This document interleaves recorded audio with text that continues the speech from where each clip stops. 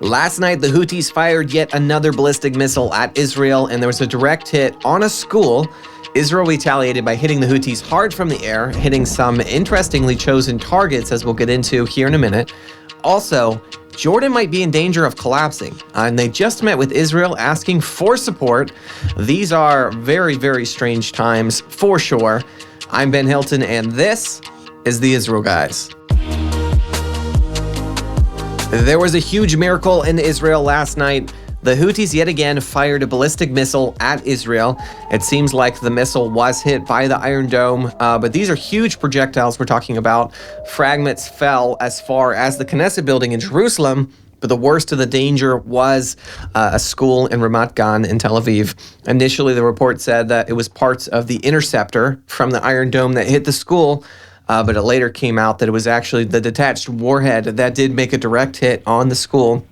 So the Iron Dome hit the missile, but it only took out the propellant, like the actual main body of the missile. The warhead continued to dive and hit the school and exploded.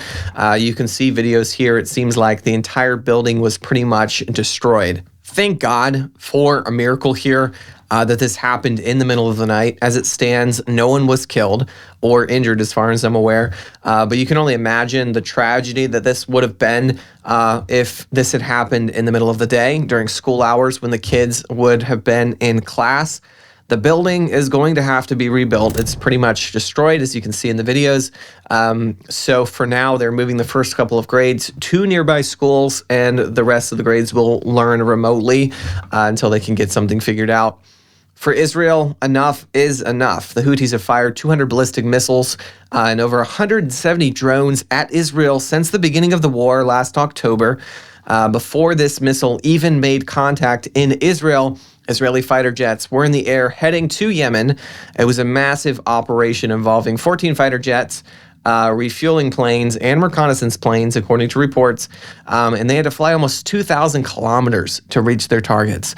At 3:15 this morning, the first wave of Israeli aircraft swooped in on the Houthis, bringing devastation from the air.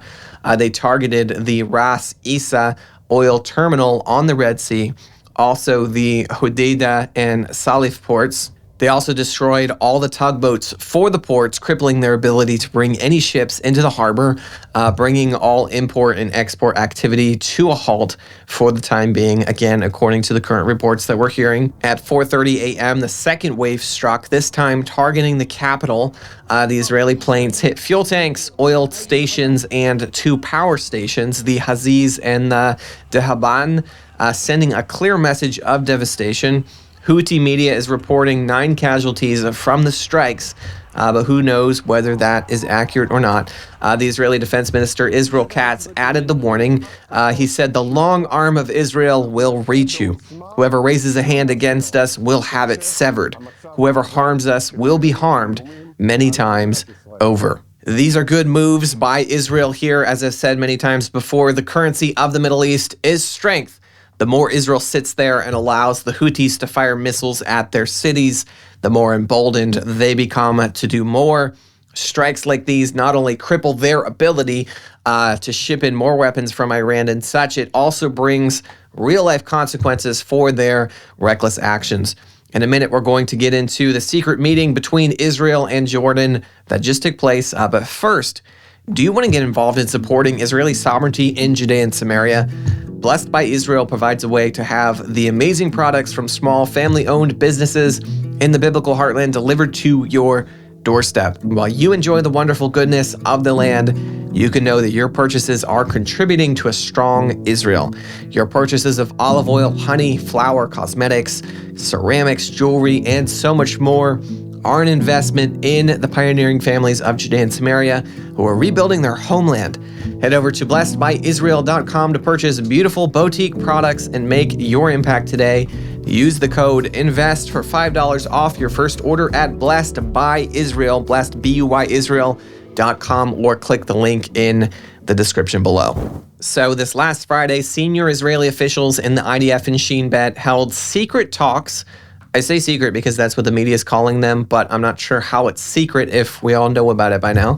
But regardless, they held secret talks with the Jordanian intelligence services regarding the fallout from Assad's ousting in Syria and what it means for Jordan and Israel. Apparently, Jordan and Israel are both worried about a spillover effect from the rebel takeover in Syria. Jordan is pretty much always in danger of a takeover like this, since the monarchy is Hashemite and the country is primarily made up of Palestinians, about 60% or so. It's kind of a tinderbox waiting for a match, and Syria just could be that match, even though Israel and Jordan have had a cold peace agreement since the 1990s. Because of the demographics of Jordan and the old hostility that comes with it, conflict is always simmering. That makes this recent meeting really interesting. And to me, it's a sign of what's happening in the Middle East. When Israel was created as a nation by the UN, Arab countries viewed Israel as a huge threat. It became a unifier of hate, a kind of mutual glue that held Arab tribes together in a very fractured region. Mutual hate for Jews can do wonders to make Arabs actually work together towards a common goal, or other countries around the world, as we've seen, sadly, throughout history. But in his first presidency, President Trump sensed something interesting. Many Arab countries are tired of wanting to destroy Israel. Not only are they tired of it, but they're also afraid of a growing power in their midst, which is Iran and its proxies. Since Israel is a dominant force in the region, Trump tried to unify Arab countries around Israel in defense against Iran. And it worked. Under the Abraham Accords, Israel was able to make peace with the UAE, Sudan, and Bahrain, and establish a security agreement with Morocco. Several other Arab countries were on the brink of following suit, including Saudi Arabia, and it was partially this reality that caused Iran to launch the October 7th attack prematurely, and it worked for the time being. The Saudis smelled weakness in Israel, and they put things on hold. But today, things are very, very different. Israel has destroyed Hamas. They've destroyed Hezbollah. They've destroyed Iran's air defense systems. They've destroyed Syria's air defense systems, also their air force, their navy. Every Arab country that is afraid of Iran is looking towards Israel right now with the hope of making an alliance of some kind. That's why I believe Jordan is reaching out to Israel for support. This is why the Saudis just eased up on their demand for a Palestinian state as a precursor to a deal with Israel, which is unprecedented in any way. Things are changing in the Middle East, and it's really, really fascinating to watch. Guys, don't forget to check out our friends at Blessed by Israel. The link is in the description. As always, stop listening to the lies and propaganda and connect with the truth of what is happening in Israel. We'll be back soon here at the Israel Guys.